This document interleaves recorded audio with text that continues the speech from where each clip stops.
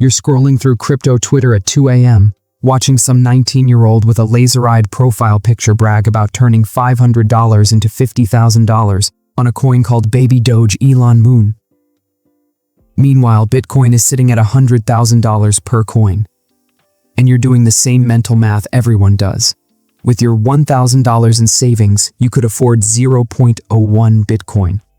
That number feels like failure. It feels incomplete, embarrassing. So you start scrolling for something cheaper, something you can actually own thousands of, something that feels like you're getting a real position. You're about to make the same mistake millions of people make, and it's going to cost you everything. Because here's the thing, the goal was never one full Bitcoin. That ship sailed years ago. But 0.1% Bitcoin? That's the actual threshold that changes everything. Not because it'll make you rich tomorrow, but because of what happens to your brain, your behavior, and your financial future the moment you cross it. My name is Yaji, and I spend way too much time thinking about why people would rather own 1,000,000 tokens of garbage than 0.1% of something that actually matters. If you're someone who feels like you missed Bitcoin because the price is too high, or you're tempted to chase cheap coins because you can afford more of them, make sure to hit the subscribe button and give this video a thumbs up if this helps you out. Because what I'm about to show you is why holding 0.1% Bitcoin puts you in the top 1% of humans on Earth, and why most people will never get there because they're too busy gambling on digital lottery tickets. Let's start with the psychological trap that keeps everyone broke. It's called unit bias, and it's the reason you'd rather own 10,000 of something worthless than 0.1% of something valuable. Your brain sees Bitcoin at $100,000 per coin and immediately does the math. You've got maybe $500 to invest. That gets you 0.005 Bitcoin. Your brain hates that number. It feels incomplete, insufficient, embarrassing. Meanwhile, you can take that same $500 and buy 1.6 million Shiba Moon rocket tokens, and suddenly you feel like a whale. You own 6 figures worth of something. Never mind that it's worth $500, your brain just sees the big number and feels satisfied. This is the gambler's trap. And it's not an accident. It's evolutionary psychology being exploited by people who understand human behavior better than you understand yourself. Here's what most people don't realize. Over a full market cycle, 95% of all coins underperform Bitcoin. They don't just underperform by a little. They get absolutely demolished. Many of them never recover from bear markets. They go to zero while you're still holding, wondering when the pump is coming back. Bitcoin, for all its volatility, has recovered from every single crash in its 16-year history. Every single one. Meanwhile, how many meme coins from 2021 are still around? How many of them recovered their all-time highs? I'll wait. Let me tell you about Alex, not a real person, but a composite of about 50 people I've watched make the same mistakes. Alex had $5,000 saved in January 2024. Bitcoin was at $43,000. He could have bought 0.116 Bitcoin. Instead, he bought 2 million tokens of something called Pepe Baby Doge because it was only $0.0025 per token, and he liked feeling like a whale. By March, his 2 million tokens were worth $380. His whale position evaporated. Meanwhile, that 0.116 Bitcoin would have been worth $11,600 at today's prices. Alex is now trying to accumulate 0.1% Bitcoin at $100,000. Which will cost him $10,000, double what his original $5,000 would have gotten him. This is what unit bias costs you. Not just money, time. Now let's talk about the math that should terrify you into action. There are 21 million Bitcoin. That number is hard-coded into the protocol.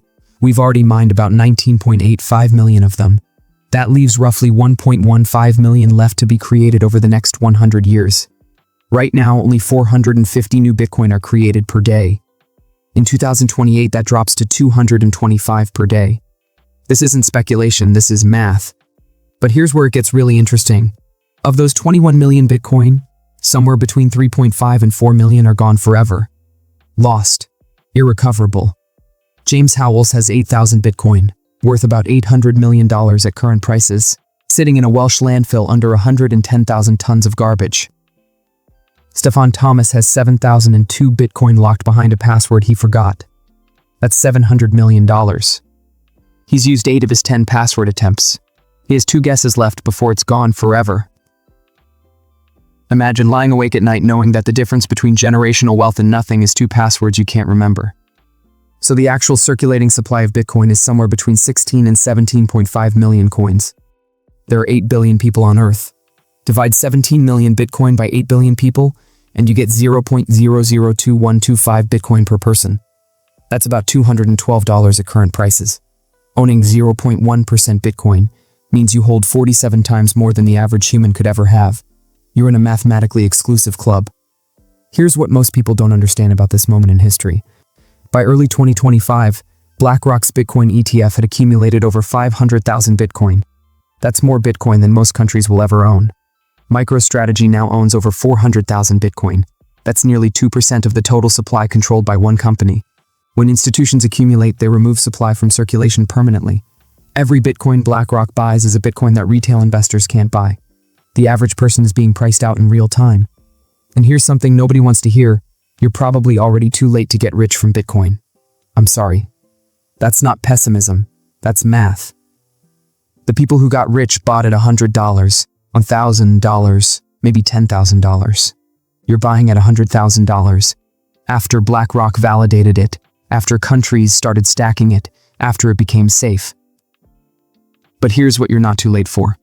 Being positioned, being in the top 1%, having an asset that governments can't print, in a world where inflation is the default, and your savings account pays 0.5%, while prices rise 6%, not getting poor might be the best victory available. Let me show you what 0.1 Bitcoin could become.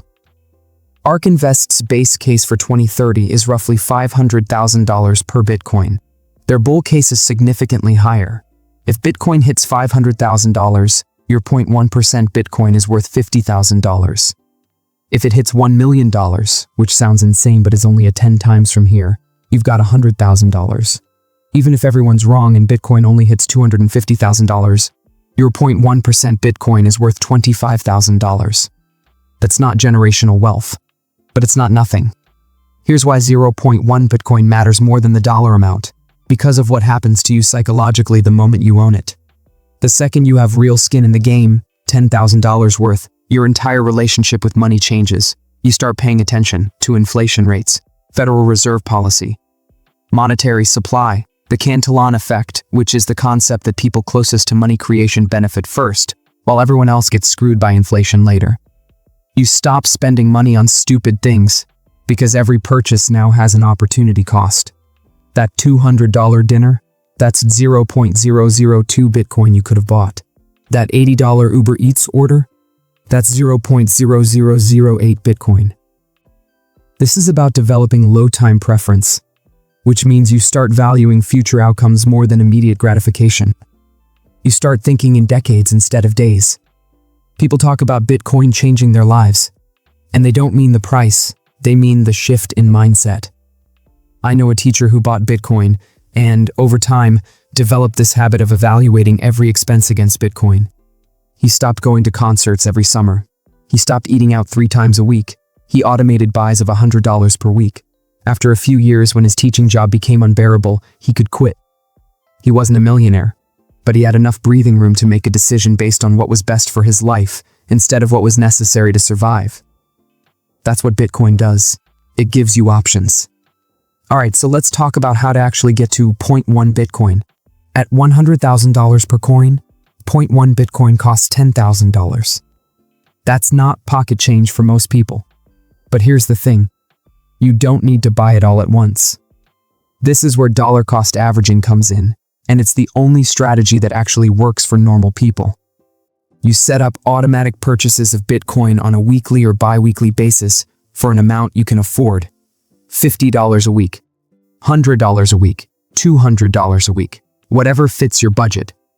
Here's what the journey actually looks like. Week 1, you set up an account on River, Strike, or Swan Bitcoin.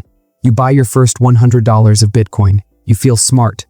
Week 4, Bitcoin drops 8%. You feel stupid.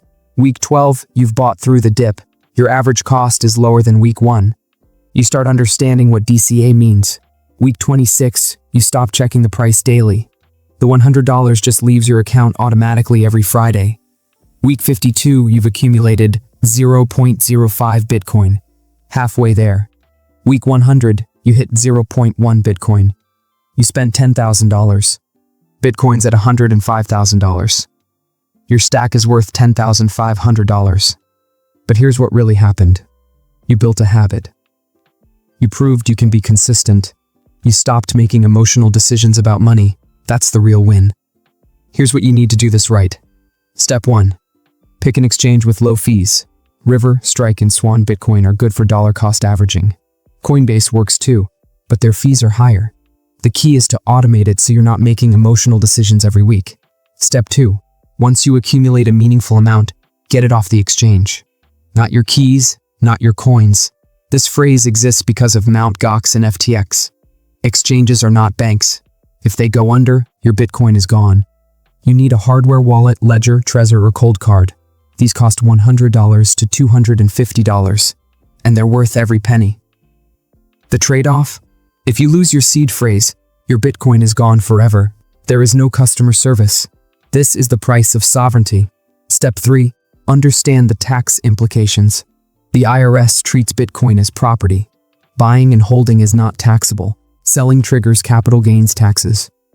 If you hold for over a year, you pay long-term capital gains rates, 0%, 15%, or 20% depending on your income. Consider a Bitcoin IRA through Swan or Unchained. You get tax-free growth if it's a Roth. Now let me tell you the risks, because if you're going to do this, you need to go in with open eyes. Let's talk about what it actually feels like when Bitcoin crashes 40% in 4 months. Let's say you bought at $125,000. Your 0.1% Bitcoin cost you $12,500. Bitcoin corrects to $75,000. Your stack is now worth $7,500. You just watched $5,000 evaporate. That's a used car. That's a semester of college. And it happened while you were just living your life. This is the test. This is where most people fail. Not because they're dumb, but because watching money disappear is psychologically unbearable. If you can't stomach watching your investment drop 50% without selling, you shouldn't be in Bitcoin. This is not a savings account. This is a volatile, speculative asset. The people who make money in Bitcoin are the ones who can hold through the crashes, and that's harder than it sounds. Fast forward 18 months, Alex hit 0.1 Bitcoin. He spent $10,000 total, buying through ups and downs. Bitcoin's at $105,000. His 0.1% is worth $10,500. He's up $500. Here's what changed. He has $5,000 in an emergency fund he didn't have before. He stopped eating out 5 times a week. He canceled subscriptions he wasn't using. He's not rich, but he's positioned. And here's the hardest part. When you finally hit 0.1 Bitcoin, you're going to be tempted to cash out. Maybe Bitcoin runs to $150,000 and your 0.1% is worth $15,000. That's a used car. That's a down payment. And you'll start thinking, maybe I should take profits. Maybe I should lock in the gains. That's the moment where most people lose, because if you sell, you're back to zero. You're back to trying to accumulate. You're back to unit bias, looking at the price and thinking you missed it again. The smart play is to view 0.1% Bitcoin as something you never sell. It's not an investment. It's a savings account that inflation can't touch. It's insurance against monetary instability. It's a hedge against government incompetence. It's the asset you pass down to your kids. Here's the question you need to ask yourself, and you need to be honest about the answer. 5 years from now, what will bother you more? Buying 0.1% Bitcoin and watching it go down before it goes up? Or not buying it at all and watching other people cross a threshold you'll never reach because you were too busy chasing coins named after dog memes? Owning 0.1% Bitcoin won't make you rich tomorrow. It won't pay off your house or buy you a Tesla. What it will do is put you in the top 1% of Bitcoin holders on Earth. It'll change how you think about money. It'll force you to develop discipline. It'll give you optionality when the system continues doing what it does, inflating, debasing, and punishing savers. 1 Bitcoin is for institutions and governments. 0.1% Bitcoin is for people who understand that the game is rigged but refuse to play the victim. The question isn't whether Bitcoin will go up. The question is whether you'll be holding it when it does. Most people won't. And that's exactly why it matters if you do. If this video helped you see why 0.1% Bitcoin is the threshold that matters, hit that subscribe button and drop a comment telling me how much you're committing to stack this month. And if you want to go deeper on building real wealth in the modern economy, check out the next video on the screen. Thanks for watching, and I'll see you in the next one.